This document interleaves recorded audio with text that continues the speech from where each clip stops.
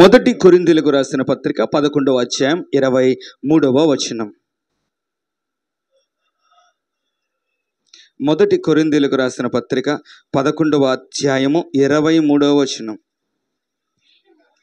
నేను మీకు అప్పగించిన దానిని ప్రభువు వలన పొందితిని.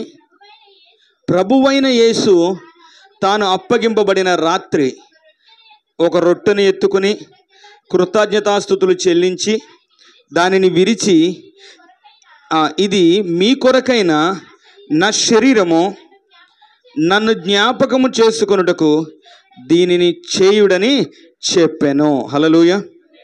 ఆ తర్వాతే భోజనమైన పిమ్మట కూడా ఏం చేశారమ్మా? ఒక పాత్రను ఎత్తుకొని, ఈ పాత్ర నా రక్తము వలనైనా క్రొత్త నిబంధన, మీరు దీనిలోని త్రాగునప్పుడెల్లా. ఎవరిని జ్ఞాపకం చేసుకోవాలట మనం? లోపల బయట ఉన్న వారందరూ చక్కనటువంటి మనుషులు. బికాజ్ మీరు రోబోట్స్ అయితే కాదు, మర మనుషులు అయితే కాదు. కాబట్టి మీరు మాట్లాడగలరు, మైక్ ఇస్తే నాకంటే గట్టిగా మాట్లాడగలరు.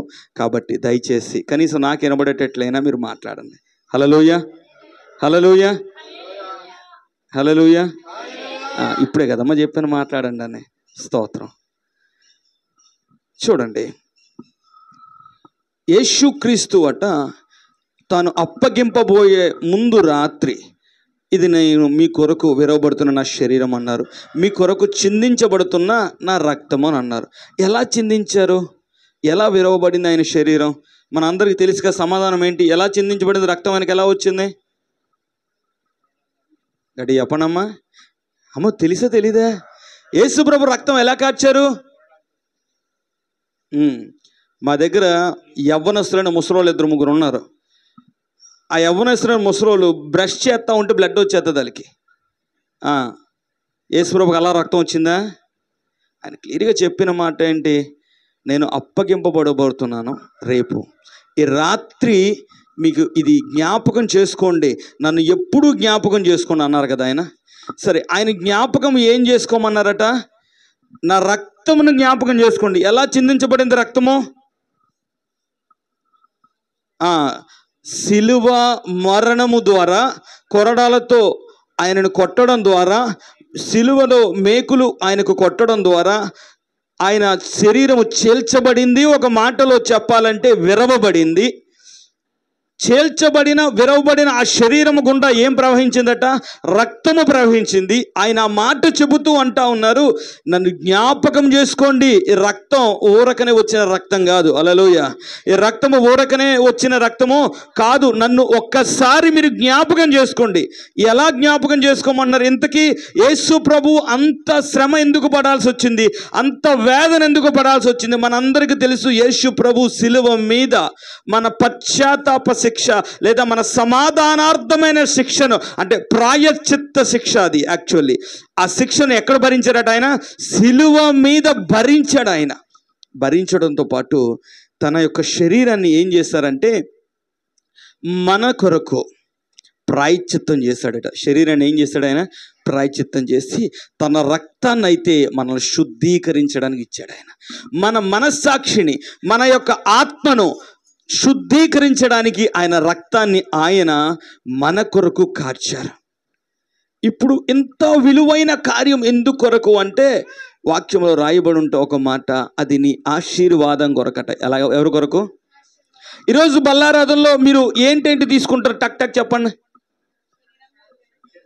దాన్ని మరొక పేర్లు మనం ఏమని పిలుస్తాం? దాన్ని రొట్టె ద్రాక్ష మనం ఏమని పిలుస్తామండి? ఇది యేసు ప్రభు శరీరము, ఇది యేసు ప్రభు యొక్క రక్తము. రక్త మాంసములు ఎవరికి ఉంటాయో? మనిషికేనా కదా? మనిషిగా దేవుడు మన దగ్గరకు వచ్చారు కదా. ఆయన్ని ఏం తీసుకుంటున్నాం? మనం లోపలికి తీసుకుంటున్నాం. ప్రభువా, నువ్వు నాలో ఉన్నావు అని, నాలోనికి వస్తున్నావు అని మనం లోపలికి తీసుకుంటున్నాం. ఎందుకొరకు తీసుకుంటున్నాం అంటే, ఒక మాట రాయబడింది, మనం ఆయన ద్వారా మరణము నుంచి జీవంలోనికి, ఎక్కడి నుంచి అట? మరణం నుంచి జీవంలోనికి అడుగు పెడతాం. ఎవరి ద్వారా?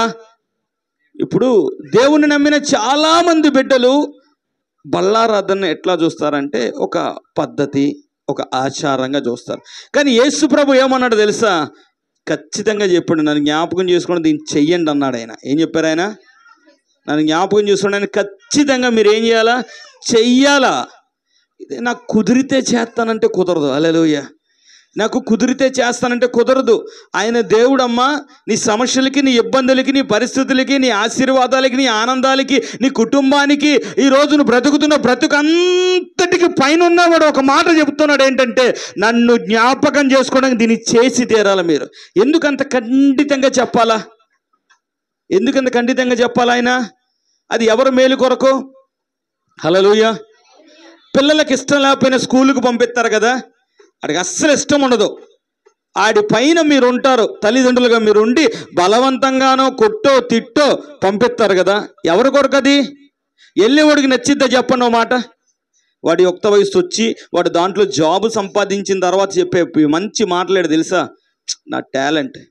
నీ టాలెంట్ రావడానికి అమ్మ ఎన్నిసార్లు బాధ ఉంటుందో నిన్ను. హల్లెలూయా. నాన్న ఎన్నిసార్లు తన్నుంటాడు.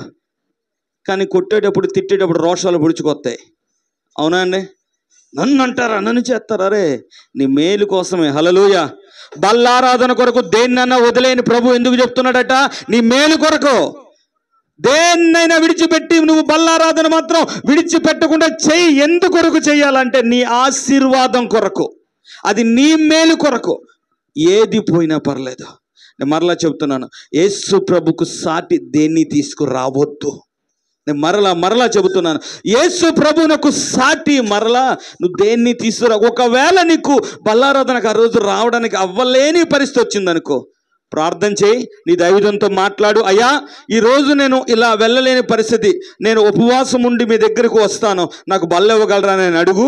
ఆయన సమయం బట్టి ఇస్తారు. లేదా అంటే అయ్యా సాయంత్రం వరకు నేను ఉపవాసం ఉంటాను, ఈరోజు నాకు తప్పనిసరి పరిస్థితి, నేను ఉపవాసం ఉండి మీ దగ్గరకు వస్తాను, అయ్యా ప్రార్థనలో ఉంటాను, నాకు ఇస్తారని అడుగు. మీ దైవజనుడు నాలటోడు కాకపోతే ఖచ్చితంగా ఇస్తాడు. హల్లెలూయా. ఖచ్చితంగా ఇస్తాడు ఆయన. హల్లెలూయా. వాస్తవం చెప్తున్నాను, ఆలకించండి. ప్రభు బల్ల ఎవరి మేలు కొరకట? ఆయన మేలు కొరకు కాదు, ఆయన ఆశీర్వాదం కొరకు కాదు, నీ ఆశీర్వాదం కొరకు. యేసు ప్రభువు తను రాకడ కొరకు, అంటే భూమి మీదకు వచ్చే మొదటి రాకడ కొరకు సిద్ధపాటు చేసుకోవడానికి ఒక వ్యక్తిని నియమించుకున్నాడట. ఆ వ్యక్తి పేరు అబ్రహాము. ఆ వ్యక్తి నుంచి ఇస్సాకును, ఇస్సాకు నుంచి ఇశ్రాయేలు అనబడే యాకోబును, యాకోబు నుంచి 12 జాతులను, ఆ జాతులలో తాను పుట్టబోతున్నటువంటి యోధా జాతిని ఆయన ఏర్పరచుకుని రావడానికి అబ్రహాముకి ఇచ్చిన ఒక్క ఆశీర్వచనము ద్వారా నిన్ను ఆశీర్వదించడం పిలిచాడు. హల్లెలూయా. ఇది వరకు వాక్యాన్ని ప్రభు చూపిస్తున్నప్పుడు మామూలుగా చదువుకుంటూ వెళ్తా ఉన్నావు. కానీ ఒక్కొక్క సందర్భంలో ప్రభు ఒక్కొక్క రీతిగా, ఒక్కొక్కసారి ఇదిగో ఇది నువ్వు సరిగ్గా చూడలేదు మరలా అని చెబుతున్నప్పుడు అది చాలా ఆశ్చర్యంగా ఉంటుంది. చాలా సందర్భాల్లో చాలా ఎక్కువ సార్లు దైవజనులమైనటువంటి మేమే కానీ మరొకరే కానీ మీరు కానీ చదువుతున్నప్పుడు గలతీయులకు రాసిన పత్రికలో 3వ అధ్యాయంలో ఒక మాట రాయబడి ఉంటుంది. అన్యజనులైన మనకు అబ్రహాము యొక్క ఆశీర్వాదం అన్యజనులైన మనకు కలుగుటకు ఆయన మన కొరకు ఏమయ్యారు? ఆయన శాపగ్రస్తమయ్యాడు. అందుకొరకు మాను మీదకి ఎక్కిన వాడు శాపగ్రస్తుడని వాక్యంలో రాయబడి ఉందని మాట ఉంటుంది. అబ్రహాముకు కలిగిన ఆశీర్వాదం అనే చదువుతాం చాలాసార్లు. కానీ వాక్యంలో రాయబడిన మాట ఒకసారి చూడండి. ఈ రోజున గలతీయులకు రాసిన పత్రిక 3వ అధ్యాయము 14వ వచనం.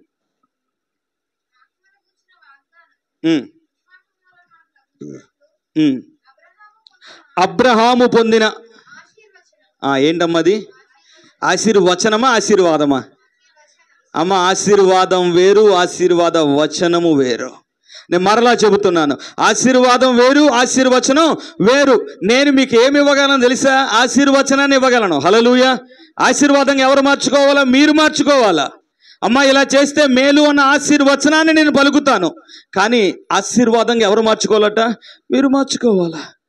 ఇక్కడ వాక్యంలో రాయబడింది అబ్రహాముకు కలిగిన ఆశీర్వచనము ఎవరు కలగలట? క్రీస్తు యేసు ద్వారా. ఇందాక మనం మాట్లాడాం, ఆయన ద్వారా. ఎవరి ద్వారా? ఈరోజు నువ్వు తీసుకుంటున్న రక్తమాంసములు ఎవరివి? ప్రభువైన యేసు క్రీస్తువి. ఆయనను తీసుకుంటున్నాం. ఆయన ద్వారా మరొకటి పొందుకోవాలి, ఆయన ద్వారా మరొక ముందుకు వెళ్ళాలి. ఆయన ద్వారా జరగాల్సిన కార్యాలు ఇవి. హల్లెలూయా.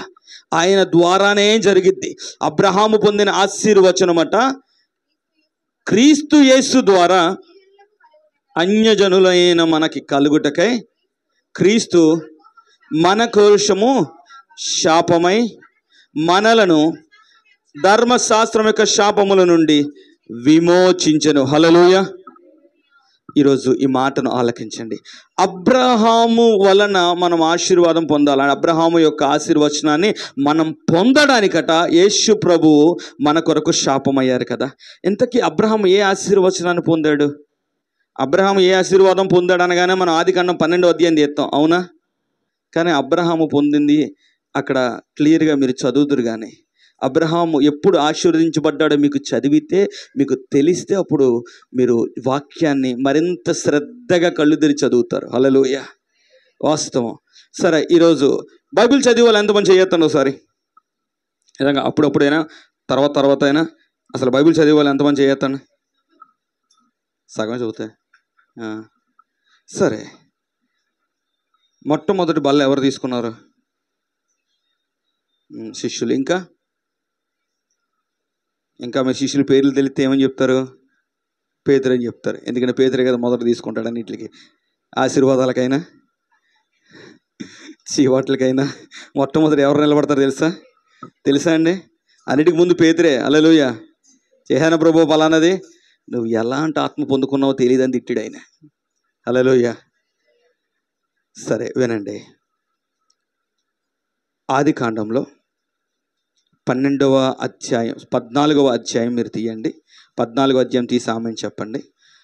బల్లారాధనలో మనం ఏమేమి తీసుకుంటున్నామో చెప్పండి. రొట్టె, ద్రాక్షరసం కదా. సరే, దేవుడు ఏం చేసినా చెప్పకుండా చేస్తాడు ఆయన? ఒక పద్ధతి పెట్టినా ఆయన ముందు తెలపకుండా చేస్తాడా? చేయడు కదా. ముందు ఏం చేస్తాడు ఆయన? తెలుపుతాడు. ముందే ఆయన తెలుపుతాడు. ఈరోజు నేను మీకోసం ఒక చిన్న మాట చెప్తాను, దయచేసి ఆలకించండి. ప్రభువు మన జీవితాల్లో ఏదైనా జరిగించేటప్పుడు ఏదో ఒక సూచన మనకి ఇస్తాడు ఆయన. అయితే మనం అర్థం చేసుకోలేము అంతే. ఏదో ఒక సూచన ఆయన మనకు ఇస్తాడు. అలానే బల్లారాధన పెట్టే ఈ క్రమమట మనకి క్రొత్త నిబంధన మత్తయి సువార్తల నుంచి ప్రారంభం కాల, ఆదికాండంలోనే దేవుడు ప్రారంభించాడు. హల్లెలూయా. ఎక్కడ ప్రారంభించాడు ఆయన?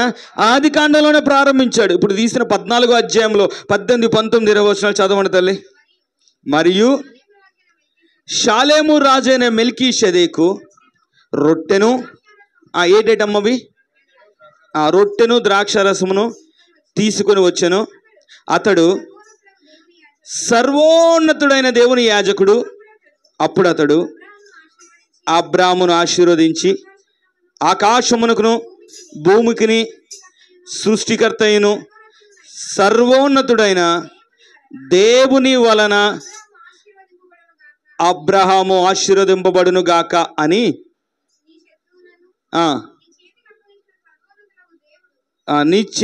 నీ శత్రువులను నీ చేతికి అప్పగించిన నీ దేవుడు స్తుతింపబడును గాక అనియు చెప్పాను. చాలండి. హల్లెలూయా. షాలేము రాజట. ఈయన ఎవరో ఏంటో నేను ఒక మాట మీకు చెబుతాను, కానీ ముందు ఒక్క మాట ఆగండి. ఇప్పుడు యేసు ప్రభు యొక్క శరీరాన్ని మనం తీసుకుంటున్నాం కదా, యేసు ప్రభు రక్తాన్ని మనం తీసుకుంటున్నాం కదా. మరి ఇప్పుడు మీరు చదివిన వచనాల్లో షాలేము రాజు అనే మెల్కీషెదెకట. ఏం పేరండి? ఇందాక నేను పేర్ల కోసం చెప్తా అన్నప్పుడు మీరు కంగారు పడద్దు అన్నాను కదమ్మా, జాగ్రత్తగా ఆలకించండి. మెల్కీషెదెకు అనేటువంటి వ్యక్తి షాలేము రాజు. ఆయన ఎవరు రాజు? ఏ రాజటమ్మా? షాలేము అంటే శాంతికి రాజట. హల్లెలూయా. యేసు ప్రభు కదా మనకి శాంతినిచ్చింది. ఈ మెల్కీషెదెకు ఎవరు అంటే యేసు ప్రభువుకి పోలిక.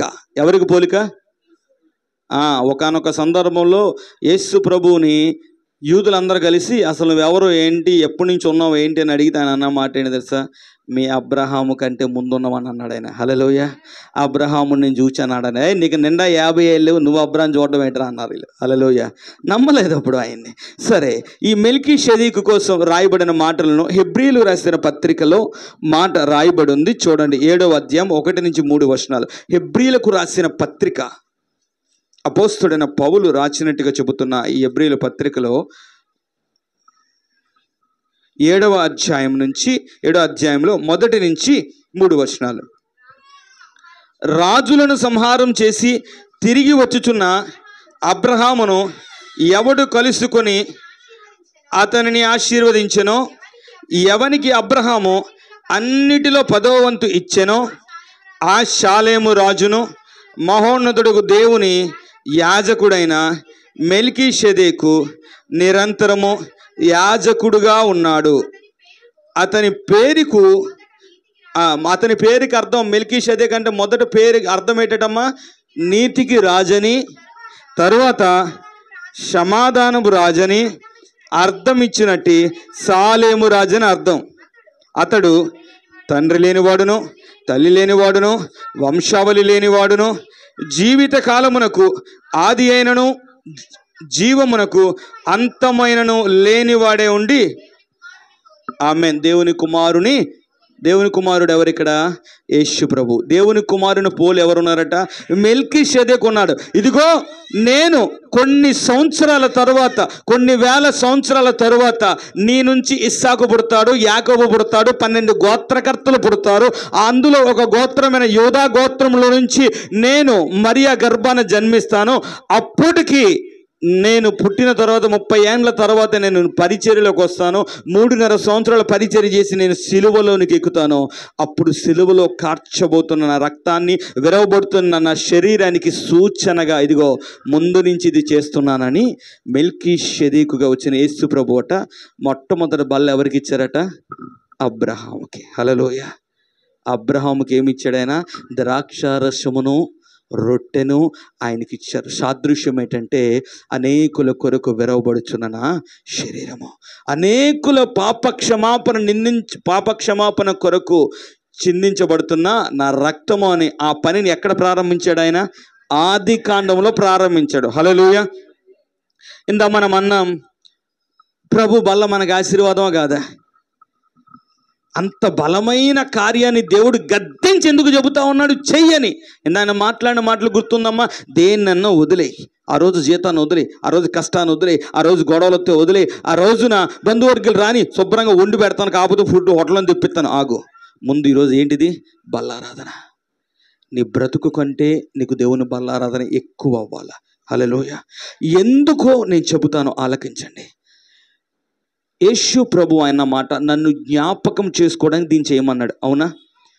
సామెతల గ్రంథము 10వ అధ్యాయము 7వ వచనం. మీ అందరికీ తెలిసిన మాట చెప్పండి. అది నీతిమంతుని జ్ఞాపకం చేసుకోవడం. ఇది ఎప్పుడు ఎక్కడికి ఉంటాం మనం? జ్ఞాపక కోటాల్లో, స్మారక కోటాల్లో ఎక్కువ వింటూ ఉంటాం. కానీ ఏమని అంటున్నాడంటే ఆయన, నీతిమంతుని జ్ఞాపకం చేసుకోవడం ఆశీర్వాదం. అంటే యేసు ప్రభు నీతిమంతుడే కదా, ఆయన ధైర్యంగా సవాల్ ఇస్తాడు, నాలో పాపం ఉందని మీలో ఎవడు స్థాపించగలడు అన్నాడే. ఆయనకంటే నీతిమంతుడు ఎవరున్నారు? ఆ నీతిమంతుణ్ణి ప్రతి నెల మొదటి వారం మనం జ్ఞాపకం చేసుకోవడం మనకి ఆశీర్వాదం అట. ఏంటది? యెహోవా ఆశీర్వాదం ఏమిస్తుంది? నరుల కష్టం వల్ల అది. ఈరోజు వెళ్తే నాకు 4,000 వస్తాయండి, స్తోత్రం. నీ 4,000 నీ ఆశీర్వాదాన్ని పెంచదు. ఆమెన్. వాస్తవం ఇది. నీ 4,000 నీ ఆశీర్వాదాన్ని పెంచదు.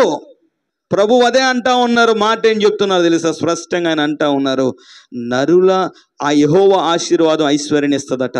నరుల కష్టం వల్ల ఈరోజు నేను వెళ్తే నా కుటుంబం ఇంకో నెల బాగుంటుందేమో. ఇంకో నెల బాగుండాలంటే మొదట ఎవరు ఉండాలా? హల్లెలూయా. ఆయన జీవాన్ని ఇస్తా అన్నాడు. హల్లెలూయా.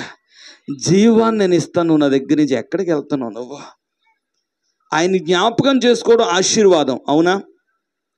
ఈరోజు ఈ మాటలు మీ హృదయాల్లో నాటనివ్వండి. జనవరి 30 అంటే జనవరి 1వ తారీఖున కానీ డిసెంబర్ 31వ తారీఖున కానీ వాగ్దానాలు తీసుకున్న వాళ్ళు ఎంతమంది చేయొత్తండి? నెరవేరు పొందిన వాళ్ళు ఎంతమంది చేయొత్తండి? దించారా? ఎందుకు అవలా? అబ్రహాం అట ఆదికాండం 12వ అధ్యాయంలో ఆశీర్వచనాన్ని పొందుకున్నాడు. ఒకసారి తీసి చదువుతారా? మొదటి నుంచి 3 వచనాలు. ఆదికాండం 12వ అధ్యాయం 3వ వచనం. బల్లారాధనకున్న శక్తి ఏంటో మీకు తెలుస్తుంది.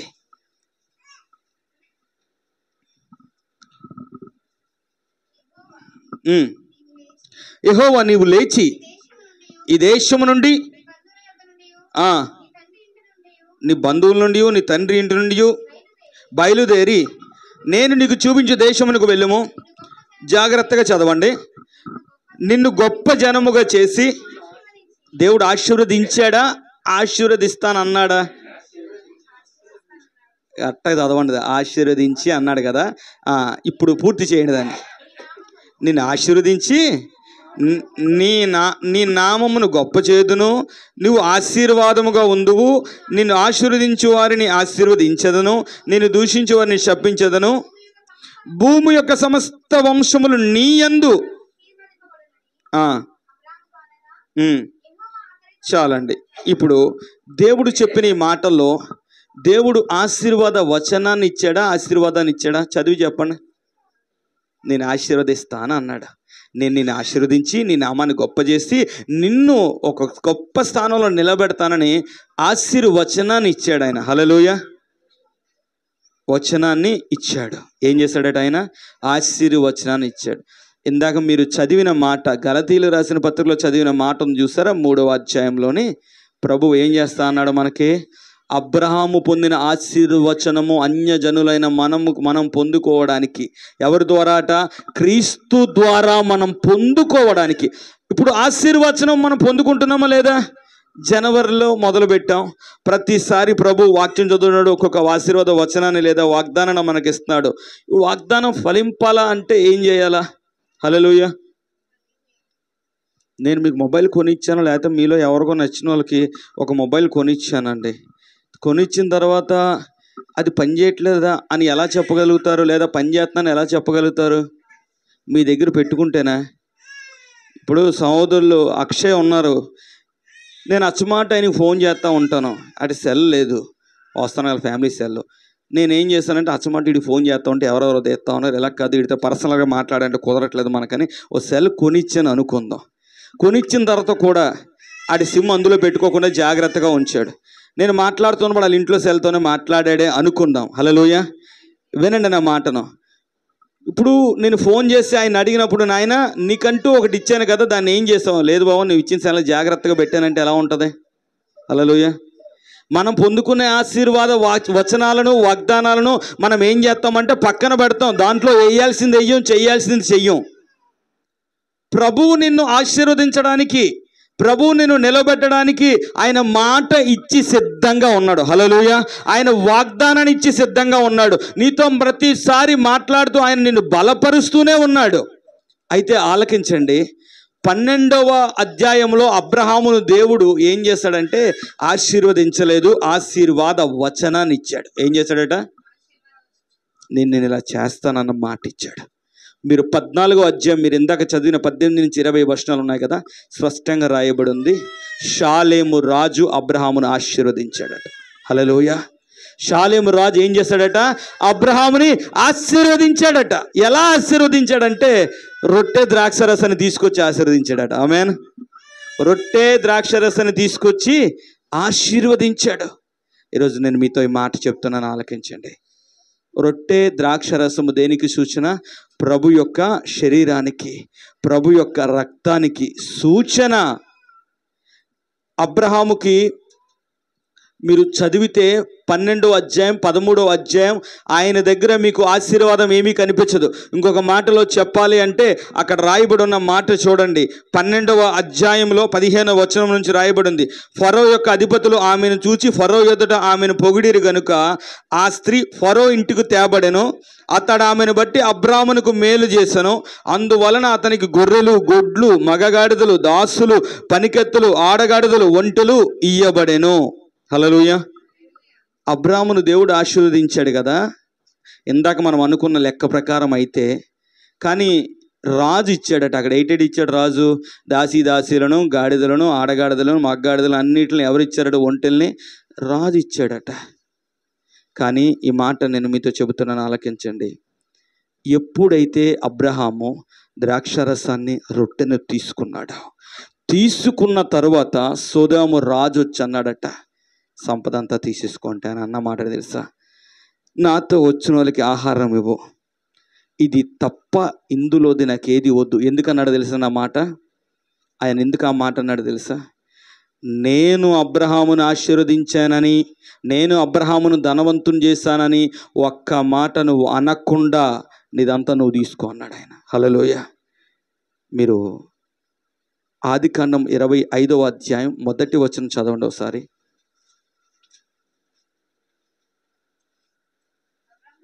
అబ్రహాము 25 24:1 ఎస్. అబ్రహాము బహుకాలం గడిచిన వృద్ధుడై ఉండెను, అన్ని విషయములను యెహోవా అబ్రహాము ఆశీర్వాదం ఎప్పుడు ప్రారంభమైందంటే 14వ అధ్యాయం 20వ వచనము తర్వాత ప్రారంభమైంది. ఎప్పుడు ప్రారంభమైందండి? 14వ అధ్యాయం 20వ వచనము తర్వాత. 20వ వచనం తర్వాత ఏం రాయబడిందో చూడండి. మనుషుల నుంచి ఆశీర్వదింపబడ్డానికి ఆయన ఇష్టపడలేదు. ఇంకా మనుషులు ఇస్తానన్న వాటి మీద ఆయన ఆశ పెట్టుకోలేదు. ఇంకా చూడండి 20వ వచనం కంటిన్యూ చేయండి. 21 నుంచి 14:21. సోదాము రాజు మనుష్యులను నాకు ఇచ్చి ఆస్తిని నీవే తీసుకో అని అబ్రహాముతో చెప్పగా, అబ్రాము నేనే అబ్రామును ధనవంతునిగా చేసేదనని నువ్వు చెప్పకుండునట్లు ఒక నూలు పోగైనను చెప్పుల వారునైనను నీ వాటిలో ఏదైనాను తీసుకొనని ఆకాశమునకు భూమికి నీ సృష్టికర్తయ్యను సర్వోన్నతుడైన దేవుడైన యెహోవా ఎదుట నా చెయ్యెత్తి ప్రమాణం చేస్తున్నాను. హల్లెలూయా. ఈరోజు ఈ మాట మనం చెప్పలేకపోతా ఉన్నాం. ఎందుకు తెలుసా అండి? కనబడుతున్న కట్లు కావాలి, కనబడుతున్న బంగారం కావాలా? ఈరోజు బల్లను కాదని, ప్రభు రక్తాన్ని, ప్రభు శరీరాన్ని కాదని సంపాదించేటువంటి రూపాయి మీద మన దృష్టి ఉంది. అబ్రహాము అలా పెట్టలే తెలుసా అండి? అబ్రహాము ఎప్పుడైతే ద్రాక్షారసాన్ని రొట్టెను తీసుకున్నాడో, మీరు ఒక్క విషయం ఆలోచించండి. అబ్రహాముకి అర్థమైంది ఏంటంటే యెహోవా ఆశీర్వాదమే ఆశీర్వాదం. ఆమేన్. నరుల ఆశీర్వాదం వల్ల అది ఎక్కువ కాదు, లేదా నరుల కష్టం వల్ల అది ఎక్కువ కాదు. అది వరకు ఫరో రాజు ఇచ్చాడట, కానీ తీసుకున్నాడట. కానీ బల్ల ఎప్పుడైతే తీసుకున్నాడో అతని ఆలోచన మారిపోయింది. ద్రాక్షారసాన్ని రొట్టెను ఎప్పుడైతే మెల్కీషెదెకు అనబడిన యేసు క్రీస్తు యొద్ద నుంచి అవి నేరుగా పొందుకున్నాడో తన ఆలోచన మారిపోయింది. ఇది వరకు రాజు ద్వారా తీసుకున్నాడు, ఇప్పుడు సొదొమ రాజు తీసుకోవడానికి ఏం బాధ? ఇందా మీరు చదివిన వచనాల్లో 12వ అధ్యాయంలో రాయబడి ఉంది కదా, ఒంటెలను ఇచ్చాడట, ఆడగాడిదలు మగగాడిదలు ఇచ్చాడు, దాసీలు ఇచ్చాడట కదా, తీసుకున్నాడు కదా. కానీ ఇప్పుడేమంటా ఉన్నాడు? మనుషులు నాకు ఇచ్చి ఆస్తి మొత్తం నువ్వు తీసుకో అంటే, నేను అబ్రాహామును ధనవంతుని చేశానని అనకుండానట్లు నూలు పోగైన వద్దు, చెప్పుల వారు అంటే బెల్ట్ చెప్పులు మీకు ఎవరికైనా ఉన్నాయండి? దాని వెనక లాస్ట్లో వస్తుంది మడమని పట్టుకోవడానికి. ఆ చెప్పుల వారంటే అది కూడా నాకు వద్దు అన్నాడు ఆయన. హల్లెలూయా. ఆస్తి అంతా కాదనగలవు నువ్వు? దేనికోసం కాదన్నాడు తెలుసా? బల్లను తీసుకున్నప్పుడట మెల్కీషెదెకు ఒక్క మాట అన్నాడట, ఆకాశమునకు భూమికి నీ సృష్టికర్త అయిన సర్వోన్నతిని దేవుని వలన నువ్వు ఆశీర్వదించబడ్డావు. హల్లెలూయా. ఆ ఒక్క మాటతో ఆయన అన్నాడట, ఈ ఆస్తి నాకు వద్దు, తీసుకున్నాక దేవుడు ఆశీర్వదించాడని. ఆమేన్. బల్ల ఆరాధన తీసుకోవడానికి నువ్వు దేన్ని వదిలేయడానికి సిద్ధంగా ఉన్నావా? నువ్వు వదిలేసే ఏదైనా సరే అది ఏది కూడా బల్లారాధనతో సమానం కాదు. నువ్వు వదిలేచ్చే వ్యాపారం కావచ్చు, వదిలేచ్చే ఉద్యోగం కావచ్చు, వదిలేచ్చే కుటుంబం కావచ్చు, ఏది అయినా సరే బల్లారాధనతో అది సమానం కాదు. అది ఇచ్చే ఆశీర్వాదం నువ్వు కష్టపడి సంపాదించుకోలేవు. హల్లెలూయా. అబ్రహాముకు ఆ విషయం తెలిసి అబ్రహాము చేసిన మొట్టమొదటి పని బల్లను పొందుకున్నాను, ఎంతకంటే ఆశీర్వాదం నాకు ఏముందన్నాడు ఆయన. ఆమేన్. నీతిమంతుని జ్ఞాపకం చేసుకోవడం ఆశీర్వాదకరం. ఆమేన్. ఆశీర్వాదము దేవుడే అయితే, దేవుణ్ణి జ్ఞాపకం చేసుకోవడం ఆశీర్వాదం అయితే, దేవుడే చెబుతా ఉన్న మాట నేను ఆశీర్వదించాను అన్నాడు. హల్లెలూయా. ఈరోజు నీవు నేను కూడా జ్ఞాపకం ఉంచుకోండి, నీ వాగ్దానాలు ఎందుకు నెరవేర్పుకు రావట్లా, వాగ్దానాలు ఎందుకు ఫలించట్లేదు? అబ్రహాము 12వ వచనంలో వాగ్దానం పొందుకున్నాడు. 12వ అధ్యాయంలోనే రాజు దగ్గర నుంచి ఆశీర్వాదం పొందుకోగానే అనుకున్నాడట, నేను ఆశీర్వదించబడ్డాను. కానీ కళ్ళు ఎప్పుడు తెరవబడ్డాయి తెలుసా? 14వ అధ్యాయంలో తెరవబడ్డాయి. ఈడిచ్చేది ఆశీర్వాదం కాదు. హల్లెలూయా. రాజు ఇచ్చేది ఆశీర్వాదం కాదు, రాజు ఇచ్చే ఆస్తి అది ఆశీర్వాదం కాదు. మెండైన ఆశీర్వాదం ఎవరిస్తారట? సృష్టికర్త అయిన దేవుడు. హల్లెలూయా. బళ్ళను తీసుకుంటే నీ ఆశీర్వాదాలు ఫలింపుకు రావడం ప్రారంభిస్తాయి. ఆమేన్. నీ ఆశీర్వచనాలు పనిచేయడం ప్రారంభిస్తాయి. 12వ అధ్యాయంలో ఆయన ఆశీర్వచనాన్ని పొందుకున్నాడు. 14వ వచనం నుంచి అది పని చేయడం ప్రారంభించి, ఎంత లిటరల్గా తెలుసా అండి? నిజంగా సాలెం రాజుని దగ్గరకు వచ్చాడు కదా, నాకు బల్ల ఇచ్చాడు దేవుడు, నాకు ఆస్తి ఇచ్చాడు అనలేదు ఆయన. బల్ల ఇవ్వకముందే ఆయన యుద్ధం నుంచి గెలుపొంది అక్కడ ఉన్న కొళ్ళ సొమ్మునంతా తీసుకొచ్చాడు. కానీ దేవుడు ఇస్తానన్న ఆశీర్వాదం ఇది కాదైతే, నాకు ఆయన ఆశీర్వదించాడు కాబట్టి ఆయన ఆశీర్వాదాన్ని నేను కనులారా చూడాలి, కాబట్టి దీనికి ముందు సంపాదించింది నాకు వద్దు అని సొదొమ రాజుతో ఇవి నువ్వే తీసుకో అన్నాడు. హల్లెలూయా. నువ్వు నేను చెప్పగలుగుతాం అలాగా? చెప్పగలుగుతాం అలాగా? బంధువర్గీయుల కోసం బల్ల ఆపేసుకుంటాం, అవునా కాదా అండి? ఇంట్లో వాటి కోసం ప్రభు బలను వదిలేస్తాం. నేను రాని పరిస్థితుల కోసం మాట్లాడట్లేదు. అక్కడ చాయిస్ ఉండి కూడా నువ్వు వదిలేస్తావు చాలాసార్లు. అబ్రహాం విశ్వాసులకు తండ్రి ఎందుకు అయ్యాడు? చూచేదాన్ని నమ్మలేదాయన, హల్లెలూయా. రాబోతున్నదాన్ని నమ్మాడు, హల్లెలూయా. అందుకనే ప్రభువు అన్నారు, విశ్వాసం అనున్నది నిరీక్షించబడు వాటి యొక్క నిజ స్వరూపమును అదృశ్యమైనవి ఉండడానికి రుజువై ఉందట. అబ్రహాము ఎందుకు అలా చేశాడట? కంటికి కనబడిన ఆస్తిని పక్కన పెట్టేశాడు. ఇది కాదు, ఇది దేవుని యొక్క ద్రాక్షారసాన్ని రొట్టెను తీసుకోక మునిపే నా దగ్గర ఉంది, ఇది కాదు ఆయన ఆశీర్వాదం, దీని తర్వాత వచ్చేదే నాకు ఆశీర్వాదం అని నమ్మాడు. 24వ అధ్యాయం 1వ వచనంలో మీరు చదివిన మాట, అబ్రహామును దేవుడు అన్ని విషయాలు ఆశీర్వదించాడట. హల్లెలూయా. ఎన్ని విషయాలటండి? అన్ని విషయాలు మనం అన్నిటినీ 3 కోణాలుగా విడదీయొచ్చు, 3 విధాలుగా విడదీయొచ్చు. ఏంటంటే చెప్పండి అవి. మొట్టమొదటిది ఆత్మీయ ఆశీర్వాదం. ఏ ఆశీర్వాదం అండి? త్వరగా చదువుదామా?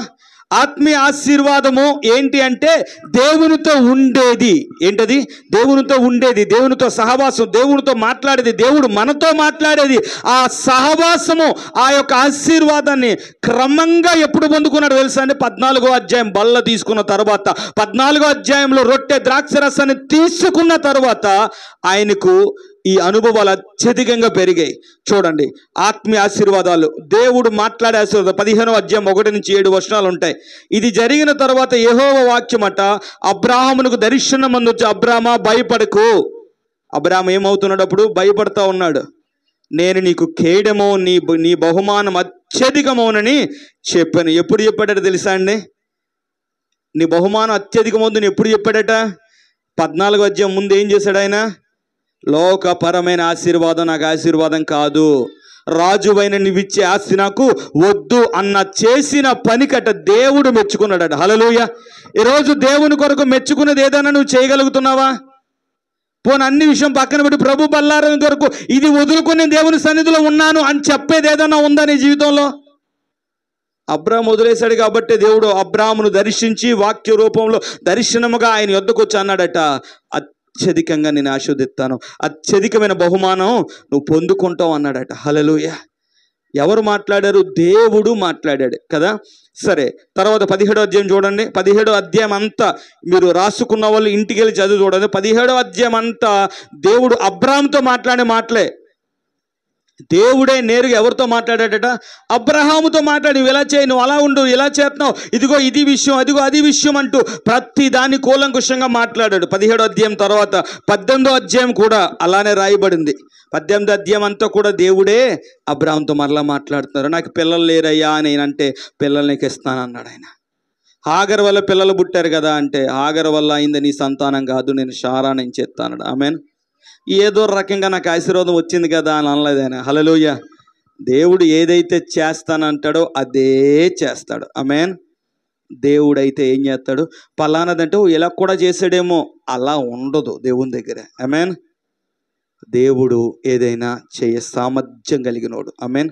నేను మరలా చెబుతున్నాను, నిశ్చయంగా మీరు దేవుని మీద నిలబడి ఉండండి, దేవుని మీద ఆనుకొని ఉండండి. దేవుని కొరకు దేనినైనా వెనక్కి పెట్టే మనస్సు కలిగి ఉండండి. అన్నిటినీ మీ పాదాల దగ్గరకు దేవుడు తీసుకొస్తాడు. హల్లెలూయా. అన్నిటినీ అన్నప్పుడు అందులో నీ బంధువర్గీయులు ఉంటారు, అందులో నీకు అవసరమైన జాబ్ ఉంటుంది, అందులో నీకు అవసరమైన ధన సహాయం ఉంటుంది, అందులో నీకు ఆశీర్వాదం ఉంటుంది, అందులో నీకు రావలసిన నీ కుటుంబ సమాధానం అయి ఉంటుంది, భార్యాభర్తల విషయాలు అయి ఉంటాయి. ఏదైనా ప్రభువు కొరకు నువ్వు నిలబడితే అన్నిటిని ఎక్కడ తీసుకొస్తాడట ఆయన? నీ యొద్దకు తీసుకొని వస్తాడు.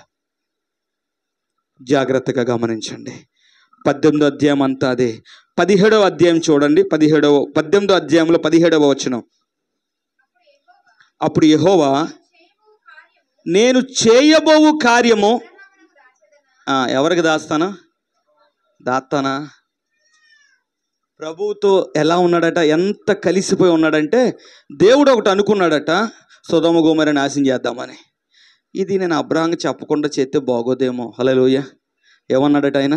ఇది నేను అబ్రాహాముకి చెప్పకుండా చేస్తే బాగోదేమో. ఎంతలా ఉన్నాడు ఆయన అబ్రాహాము దేవునితో. దేవుడు అబ్రాహాముతో ఎలా ఉన్నాడు, ఎంత ఆశీర్వాదం అది. సృష్టికర్త అట. ఏ సృష్టికర్త అన్నాడు రాయబడిన మాట? భారతదేశం సృష్టించిన సృష్టికర్త కాదు అది. హల్లెలూయా. ఆయన అంటున్న మాట కాకినాడ సృష్టించిన సృష్టికర్త కాదు. సర్వ సృష్టిని, ఆకాశమును భూమిని సృష్టించిన సర్వ సృష్టికర్త, సర్వోన్నతమైన దేవుడు మాట్లాడుతూ అబ్రాహాము మీద గురిపెట్టి అంటా ఉన్నాడట, ఈ చేసే పని నేను అబ్రాహాంకి దాస్తే బాగుంటుంది లేదా, అబ్రాహాంకి చెప్తాను అన్నాడట.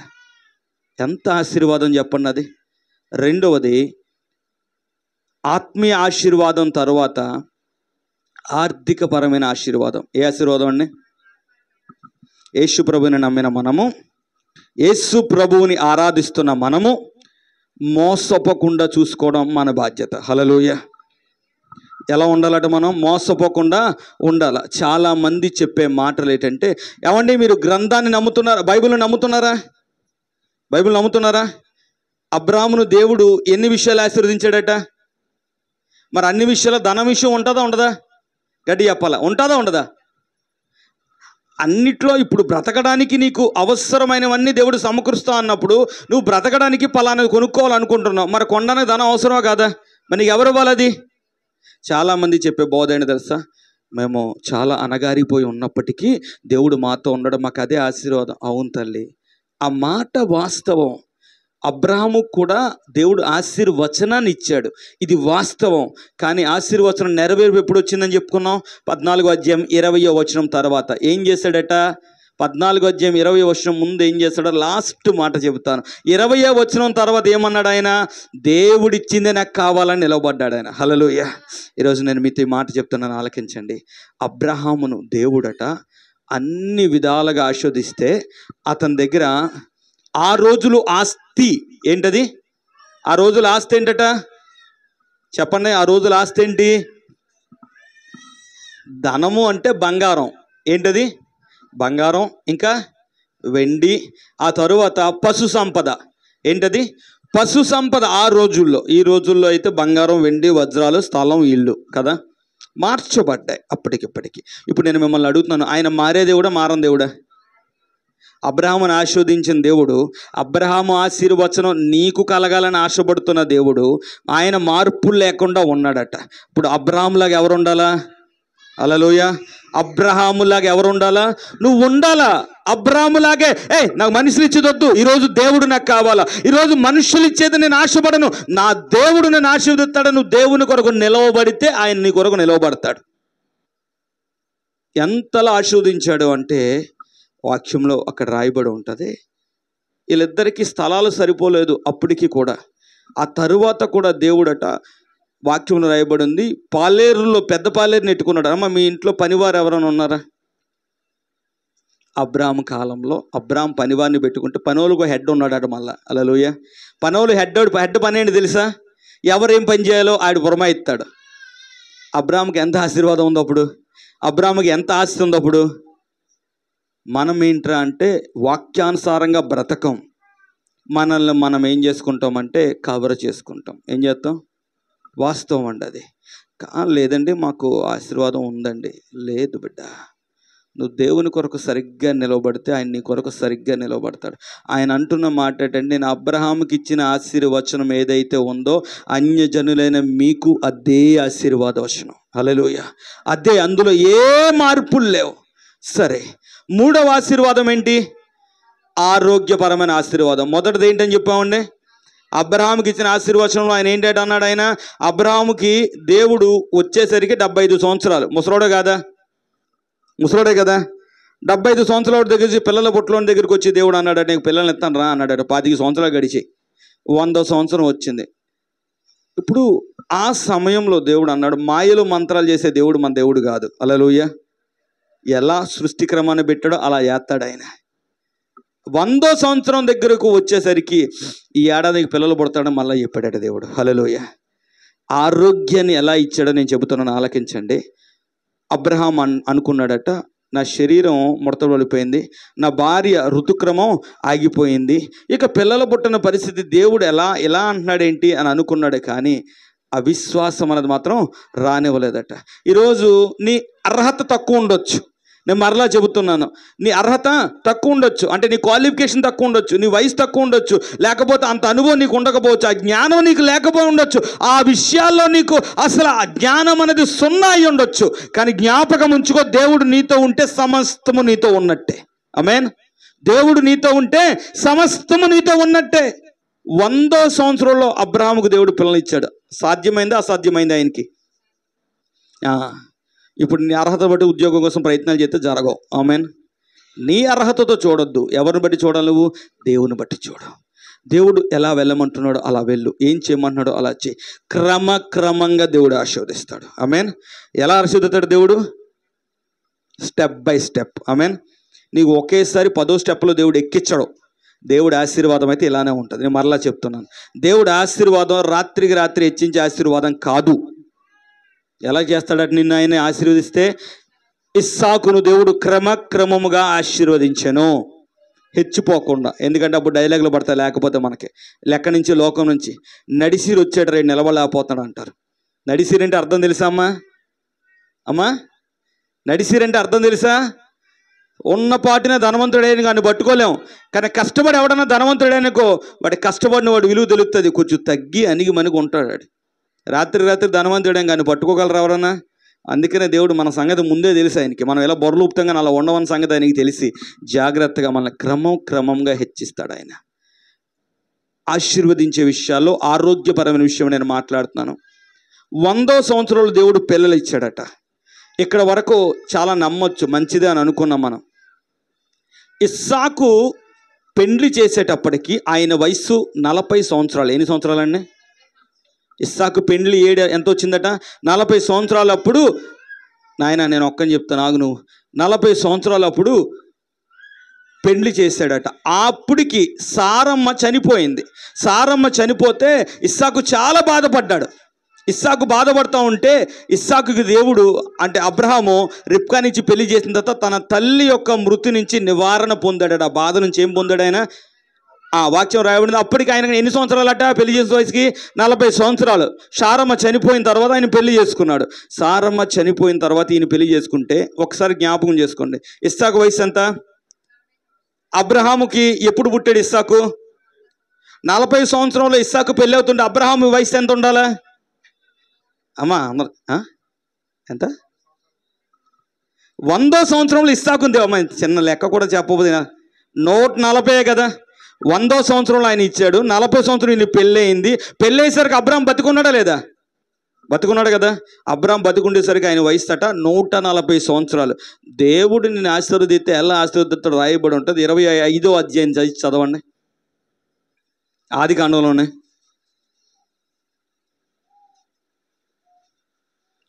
ఆదికాండం 25 మొదటి వచనం.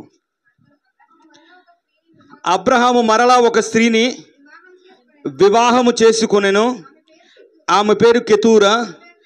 ఆమె అతనికి జిమ్రాను, యోక్షాను, మెదాను, మిద్యాను, ఇష్బాకు, షువాహు. చాలండి. ఇప్పుడు అబ్రాం గారు మళ్ళా పెళ్లి చేసుకున్నారట. ఆయనకి ఆరోగ్యం ఉందా లేదా? సరే, ఎంతమంది పిల్లకన్నారట కదా? సరే అమ్మ, గర్భం యొక్క వయసు ఎంత? అంటే గర్భం ఎన్ని నెలలు ఉంటుంది? 9 నెలలు కదా. 9 + 3 విడిగా ఉండే సమయం 12. అంటే 6 బిడ్డలు 6 సంవత్సరాలు కదా. 146 సంవత్సరాల వరకు కానీ పిల్లలకి అంటానే ఉన్నాడా లేదా? 75వ సంవత్సరంలో పిలిచి ఆశీర్వదించాడు దేవుడు. ముసలోడా నువ్వు బాధపడక నీకు పిల్లెత్తానని. నేను మరలా చెప్తున్నాను, ఆయన మన తండ్రి అయిన, హల్లెలూయా, విశ్వాసానికి తండ్రి అయిన, అందుకని అంతలా పిలవగలుగుతున్నావు. ఇప్పుడు నేను మీతో ఈ మాట చెప్తున్నాను, ఆలకించండి. ఇప్పుడు నువ్వు ఇబ్బందుల్లో ఉన్నావు, బలహీనతలో ఉన్నావు, నీకు అరిగిపోయిన ఎముకలు ఉన్నాయి, ఇబ్బందికర అనారోగ్య పరిస్థితుల్లో నువ్వు ఉన్నావు. ఒక్కసారి ఈ మాటను జ్ఞాపకం చేసుకోండి. ఆశీర్వాద వచనాన్ని 25వ సంవత్సరంలో పొందుకున్నాడట. 175వ సంవత్సరంలో పొందుకున్నాడు ఆయన. 75వ సంవత్సరంలో పొందుకున్న ఆ తరువాత ఆశీర్వచన ఫలింపు ఎప్పుడు వచ్చిందంటే, మనం చదివాం 14వ అధ్యాయం 20వ వచనంలో ఆయన అన్నాడు, ఇక నుంచి నువ్వు ఆశీర్వదింపబడతావు అన్నాడు. హల్లెలూయా. ఇక నుంచి నువ్వు ఏం చేయబడతావు? ఆశీర్వదింపబడతావు. ఎంతవరకు నిలిచి ఉందట అది? 146వ సంవత్సరం వరకు. అంటే ఇంకో 70 సంవత్సరాలు వేసుకోవచ్చు పైన. దేవుడు ఆశీర్వాదం కావాలా, మనుషుల ఆశీర్వాదం కావాలా నీకు? ఈ అమ్మ మందిరానికి రాలేదు అంటే ఏమని చెప్తాం మనం? పలానాదండి.